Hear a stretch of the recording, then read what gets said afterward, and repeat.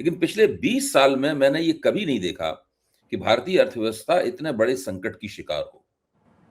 स्थिति यह है कि सारी दुनिया के इस संकट तो पहले से चला आ रहा है। खाड़ी युद्ध ने उस संकट को और नजदीक ला दिया, उसको और ज्यादा तीखा कर दिया। इस वक्त इनकी हालत यह है कि इनका जो फॉरेन डायरेक्ट इन्वेस्टमेंट है वो जीरो हो चुका है। एफडीआई को और आकर्षित करने के लिए होल्डिंग टैक्स है, होल्डिंग टैक्स को उन्होंने कम करने या उसमें भारी कटौती करने का निर्णय लिया है। इन्हें पता है कि बहुत सारी चीजें जो लोगों के इस्तेमाल की हैं उनमें बहुत बड़ा संकट आने वाला है, इसलिए उन्होंने चीनी के ऊपर चीनी के निर्यात के ऊपर प्रतिबंध लगा दिया है। अभी कल की ही घटना है। और तीसरा सबसे बड़ा संकट का पहलू यह है कि पिछले 42 महीने की सबसे बड़ी थोक की महंगाई 8.3% का आंकड़ा है। वास्तविक आंकड़ा बहुत ज्यादा होता है, उस आंकड़े को भी ये इंडेक्स के चक्कर में और घटा के पेश करते हैं, लेकिन वो भी बहुत ज्यादा लग रहा है। तो सवाल ये है, इस स्थिति से ये कैसे निपटेंगे? देखिए, ये तो डेट अपनी बढ़ाते जा रहे हैं, यानी पैसा लेते जा रहे हैं। आगे की पीढ़ियों, आगे की जो आने वाले लोग हैं उनके सामने संकट बढ़ाते जा रहे हैं। फॉरेन डेट, इंडियन डेट, हर तरह की गवर्नमेंट डेट जो है कितने लाख करोड़ बढ़ गई पिछले 12 साल में। 70 लाख करोड़ या कितनी उसके आंकड़े हैं। तो इनको कोई परवाह नहीं है। इनको देश गड्ढे में जाए, देश भाड़ में जाए, लोग भाड़ में जाए। जैसे देखिए नीट की परीक्षा जो हुई, यानी कि हर बार पेपर लीक हो रहा है, हर बार वही माफिया सामने आ रहा है, हर बार नेशनल टेस्टिंग एजेंसी के सामने ये सब लीक हो रहा है। लेकिन उन लोगों को प्रमोशन दिया जा रहा है जो उसके इंचार्ज थे, जिनकी जिम्मेदारी थी, जिनको जिम्मेदार ठहराया जाना चाहिए था, उन लोगों को प्रमोशन दिया जा रहा है और ये व्यवस्था चलने दी जा रही है। यानी आप देश के युवाओं के साथ पूरा खिलवाड़ कर रहे हैं, उनको उनकी पूरी जिंदगी से खिलवाड़ कर रहे हैं। आपने बेरोजगारी का दर इतना बढ़ा दिया, आज इस देश में बेरोजगारी चरम सीमा पर है, लेकिन आपको कोई परवाह नहीं है। आप तो अपना विदेश यात्रा में अपने मौज मस्ती में लगे हुए हैं। अपने दोस्तों का फायदा कराने के लिए आप विदेश यात्रा करते हैं। हर जगह अडानी को कॉन्ट्रैक्ट दिलवाने का काम और उसको बचाने के काम के लिए आप निकल जाते हैं और यहाँ पर अंबानी का फायदा कराते जा रहे हैं। तो इनको बस अपने जो दोस्त लोग हैं, जो इनको पैसा देते हैं, जो अपने मीडिया चैनल्स इनकी खिदमत में पेश करते हैं, उनका फायदा कराना है। देश चाहे भाड़ में जाए, क्योंकि इनको अब पब्लिक ओपिनियन से कोई डर नहीं लगता। इनको लगता है पूरे व्यवस्था इनके कब्जे में है। जिस तरह से इलेक्शन कमीशन ने पूरा खेल किया है आपकी बार बंगाल में, कि अब तो सारी ये सब खबरें पुख्ता हो गई हैं कि भाई इन्होंने काउंटिंग स्लो करवा दी। जब जहां जहां हार रहे थे वहां काउंटिंग स्लो करवा दी, जहां जीत रहे थे वहां काउंटिंग तेजी से करवाई। 2 बजे तक जब इन्होंने सब मीडिया में ये चलवा दिया कि अब तो बीजेपी जीत रही है, बीजेपी जीत गई है वगैरह वगैरह, उसके बाद 2 बजे तक तृणमूल कांग्रेस के काउंटिंग एजेंट्स को भगा दिया और उसके बाद फिर सारे काउंटिंग में धांधली करी गई। अब तो मतलब, और इलेक्शन कमीशन ना तो उसके वीडियो दे रहा है काउंटिंग के, ना ही कोई पारदर्शिता, यानी कुछ भी पारदर्शिता नहीं है। हर चीज रात के अंधेरे में धांधली के संग चल रही है। तो इनको लगता है कि अब कोई हमको फर्क नहीं पड़ता। पब्लिक ओपिनियन देखिए, आज मुझे लगता है कि मोदी जी की जो छवि है दुनिया में बहुत खराब, देश में बहुत खराब है। पब्लिक ओपिनियन में इनका कोई वो वर्चस्व नहीं है। ये जो चुनाव जीत रहे हैं सिर्फ पूरी व्यवस्था पर काबिज बैठे हैं कि सुप्रीम कोर्ट भी कुछ नहीं करेगा, सारे सेंट्रल फोर्सेस इनका काम करेंगे, इलेक्शन कमीशन पूरी तरह से इनका तोता बना हुआ है, जो चाहते हैं वो करवा लेते हैं और सब फर्जी चल रहा है। अच्छा, ये एक आपने जो इलेक्शन कमीशन वाला जिक्र किया, मैं आपकी सारी बातों से सहमत हूँ। हम लोग इसी से मिलती जुलती इसी के इर्द गिर्द हम लोग भी अपने तर्क पेश करते हैं। लेकिन अभी सुप्रीम कोर्ट ने कुछ सवाल उठाया है कि सरकार कैसे अपनी मर्जी से चुनाव आयुक्त चुन सकती है। क्यों नहीं उसके अंदर मुख्य न्यायाधीश को होना चाहिए, क्यों नहीं एक निष्पक्ष पार्टी भी वहां पे होना चाहिए। ये तो आपको क्या सुप्रीम कोर्ट ने जो रुख अपनाया है, इस रुख में कोई ऐसी कोई दम लगती है जिससे वो चुनाव आयोग को चुनने का सरकार ने जो एक संदिग्ध विधि निकाली है, इसके जरिए वो अपने प्यादों को चुनाव आयोग में बैठा देते हैं, इससे कोई फर्क पड़ेगा या सिर्फ ये ऑब्जर्वेशंस के लेवल पे ही, स्तर पे ही बात रह जाएगी, या वास्तव में कोई इससे अंतर पड़ेगा? देखिए, अभी तो ये ऑब्जर्वेशंस आए हैं। हाँ जी जी। और ये भी ऑब्जर्वेशन आया उनका कि क्यों ना इस केस को कॉन्स्टिट्यूशन बेंच को रेफर कर दिया जाए, यानी कि फिर कई साल तक टल जाएगा।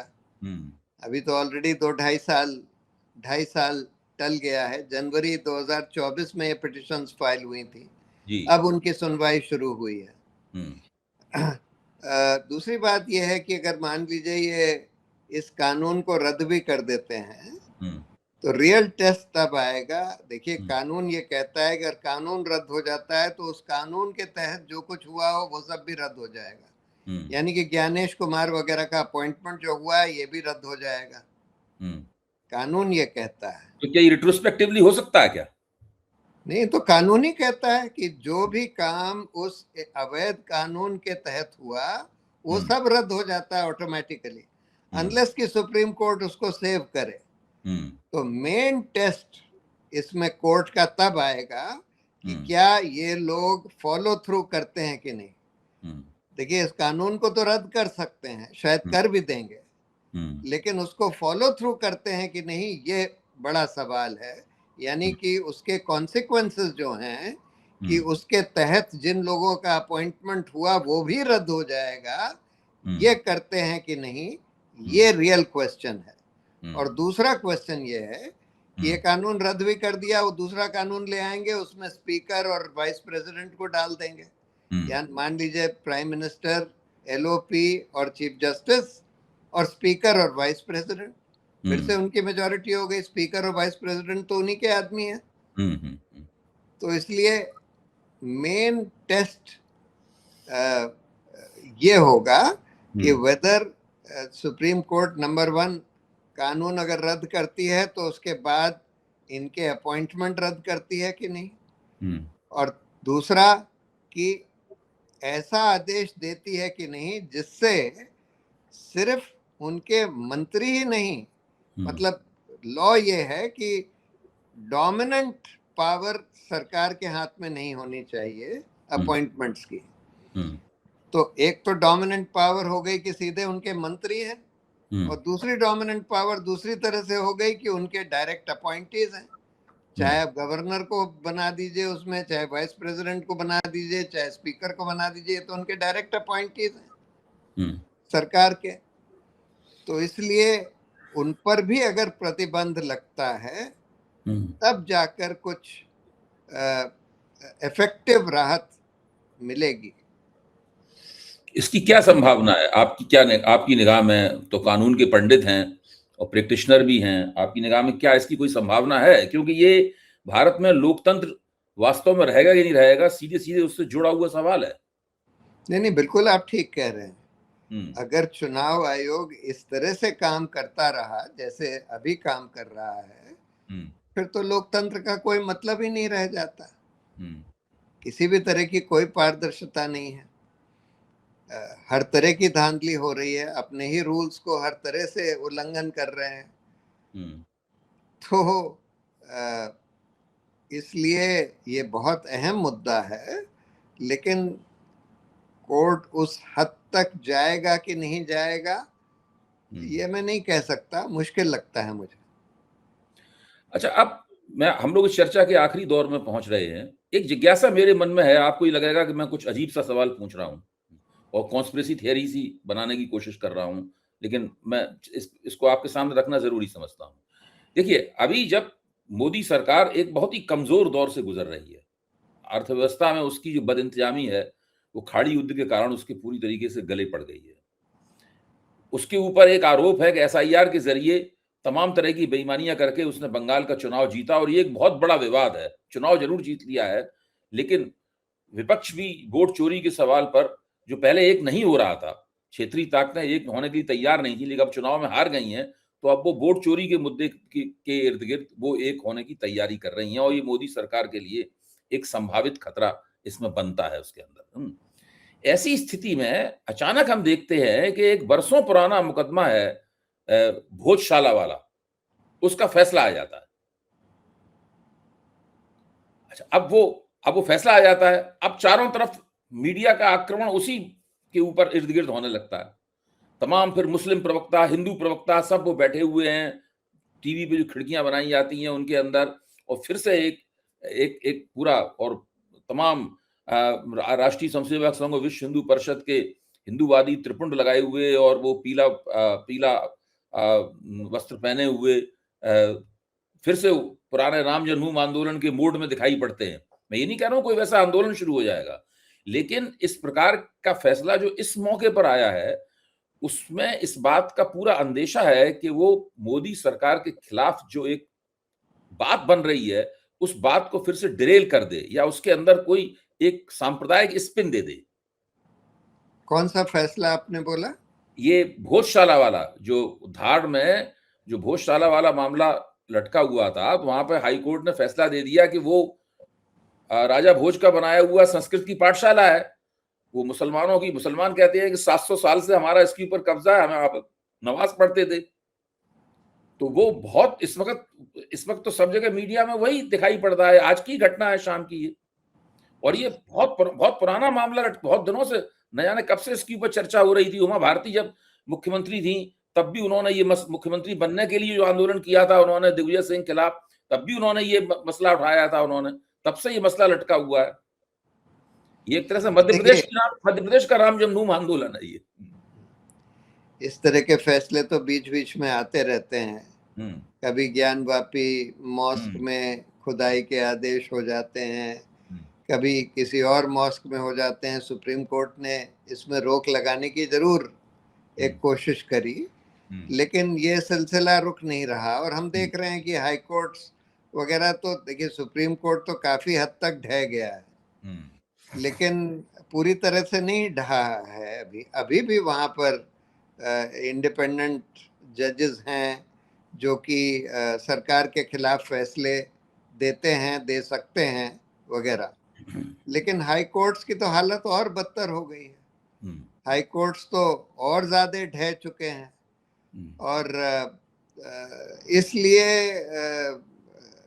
और हाई कोर्ट के जजेस जो चाहते हैं कि भाई सुप्रीम कोर्ट आ जाएं किसी तरह से, वो और सरकार के सामने ढह जाते हैं, नतमस्तक हो जाते हैं, क्योंकि उनको लगता है कि सरकार की इच्छा के बगैर कोई सुप्रीम कोर्ट आ नहीं सकता। एक तरह से सरकार ने अपना वीटो बना लिया है। कोई भी जज की नियुक्ति सरकार की इच्छा के बगैर अब नहीं हो सकती। जो इन्होंने जिस तरह से अपना दांव चला है, इफेक्टिवली कोई जज की नियुक्ति सरकार की सहमति के बगैर नहीं हो सकती है। तो इस स्थिति में मुझे कभी-कभी लगता है कि शायद इसके पीछे भी कोई योजना है। इस प्रकार के फैसले ऐसे समय पे आना जो है, क्या इसके पीछे कोई योजना होती है? क्या इसके पीछे सरकार की गोटी लाल करने के लिए इस तरह के फैसले अचानक दे दिए जाते हैं, या क्या? ये मुझे पता नहीं है। आप इसके बारे में ज्यादा प्रकाश डाल सकते हैं कि ये ऐसा होता है या नहीं होता है। ये देखिए, बहुत सारे फैसले जो न्यायपालिका से होते हैं, चाहे हाई कोर्ट से चाहे सुप्रीम कोर्ट से, सरकार के इच्छा के अनुसार या सरकार के दबाव में होते हैं, इसमें कोई शक नहीं है। तो अब ये भोजशाला वाला जो मामला है, सरकार के दबाव में किया गया है। अगर ऐसा हुआ तो मुझे कोई आश्चर्य नहीं होगा। जिस तरह से आज न्यायपालिका की फंक्शनिंग हो गई है, उसमें कोई भी फैसला, बहुत सारे फैसले इस तरह से आ रहे हैं जो सरकार चाहती है। थोड़े बहुत सरकार के चाहने के विपरीत भी आ जाते हैं, लेकिन वो कम होते हैं। ज्यादातर हम यही देख रहे हैं कि जो सरकार चाहती है वो न्यायपालिका से करवाने में अब सक्षम हो गई। जब नई नई मोदी जी की सरकार बनी थी तो उनके एक वरिष्ठ मंत्री से मेरी मुलाकात हुई और मुलाकात में काफी देर उनसे बातचीत हुई। उन दोनों थोड़ा सा इतना आत्मविश्वास नहीं था इन लोगों में, क्योंकि सरकार बने हुए कुछ ही दिन हुए थे। तो उनका कहना ये था, बातचीत में उन्होंने ये कह दिया कि हम जो चाहते हैं जज वही फैसला देते हैं। तो मैंने कहा ऐसे कई फैसले होते हैं जो आपके खिलाफ भी जाते हैं। तो उन्होंने कहा उनमें हमारी दिलचस्पी कम होती है। हाँ, ये बात सही है कि देखिए छोटे मोटे फैसले सरकार के खिलाफ हो जाते हैं, लेकिन अब जो बड़े फैसले हैं, जो हैं अहम हैं, जिसमें सरकार का बहुत जोर है, जोर लगा हुआ है, वो फैसले सरकार के खिलाफ होना अब करीब करीब देखने को नहीं मिलता। अब एक फैसला ऐसा था ऐसे इलेक्टोरल बॉन्ड का, जब भी मैं ये तर्क देता हूं अपने मित्रों को तो कहते नहीं नहीं देखिए साहब, सुप्रीम कोर्ट ने इलेक्टोरल बॉन्ड का फैसला किया और वो तो सरकार के खिलाफ चला गया। तो ये फैसला हुआ, इस हालांकि ये बात सही है कि इलेक्टोरल बॉन्ड का फैसला, उन्होंने इलेक्टोरल बॉन्ड खारिज जरूर कर दिए, उन्हें गैर कानूनी असंवैधानिक करार दे दिया, लेकिन उन बॉन्ड्स के जरिए जो भी धन समेटा गया था, सबसे ज्यादा भाजपा के खाते में गया था, उस धन को तो उन्होंने अवैध घोषित नहीं किया। उस धन की वापसी की तो बात नहीं की गई, वो तो उन लोगों के पास ही रह गया। अवैध तरीके से जो धन प्राप्त किया गया असंवैधानिक तरीके से, उसको तरीका असंवैधानिक घोषित कर दिया, लेकिन उस धन को असंवैधानिक घोषित नहीं किया। तो ये जो तरीका है फैसला देने का, इससे तो कुल मिला के जो फैसला सरकार के खिलाफ लग रहा है, वो उस फैसले में भी सरकार को बचा लिया जाता है। देखिए उसमें तो और भी भयंकर चीज हुई थी। हम लोगों ने पिटीशन फाइल करी उसके बाद कि अब जो पारदर्शिता हुई है और जो ये पता लगा है कि किसने इलेक्टोरल बॉन्ड्स खरीदे और किस पार्टी को दिए, उससे साफ जाहिर है कि इलेक्टोरल बॉन्ड ज्यादातर घूस के तहत दिए गए हैं। उन कंपनियों ने दिए जो कॉन्ट्रैक्ट ले रही थी, जिनको कॉन्ट्रैक्ट मिल रहे थे, उन पार्टियों को दिए जिनकी सरकारें कॉन्ट्रैक्ट दे रही थी, उन कंपनियों ने दिए जिनके ऊपर सीबीआई और ईडी लगी हुई थी, और इलेक्टोरल बॉन्ड भाजपा को देने के बाद सीबीआई और ईडी का शिकंजा छोड़ दिया गया। उन कंपनियों ने दिए जिनके जो ड्रग कंपनीज थी, दवाई बनाने वाली, जिनकी सब स्टैंडर्ड ड्रग्स पर एक्शन हो रहा था, और उसके बाद जब इन्होंने इलेक्टोरल बॉन्ड्स भाजपा को दे दिए तो ड्रग कंट्रोलर ने अपने हाथ खींच लिए। तो ये तो सीधा सीधा घूसखोरी और अपराध का मामला था।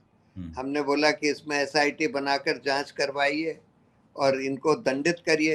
ये तो साफ दिख रहा है कि ये घूस की तौर पर दिए गए हैं, लेकिन वो भी नहीं करवाया गया। और यही बात हम ये कह रहे हैं ना कि अगर ये इलेक्शन कमिश्नर का कानून रद्द भी कर दें, उसके बाद अगर इन लोगों का अपॉइंटमेंट स्ट्राइक डाउन नहीं करते, जो कि कायदे से करना चाहिए, कानून यही कहता है कि जब कोई कानून अवैध डिक्लेयर किया जाता है तो उस कानून के तहत जो भी काम हुआ होता है वो भी अवैध हो जाता है, अनलेस कि कोर्ट उसको सेव करे अपने 142 आर्टिकल 142 के जुरिस्डिक्शन में।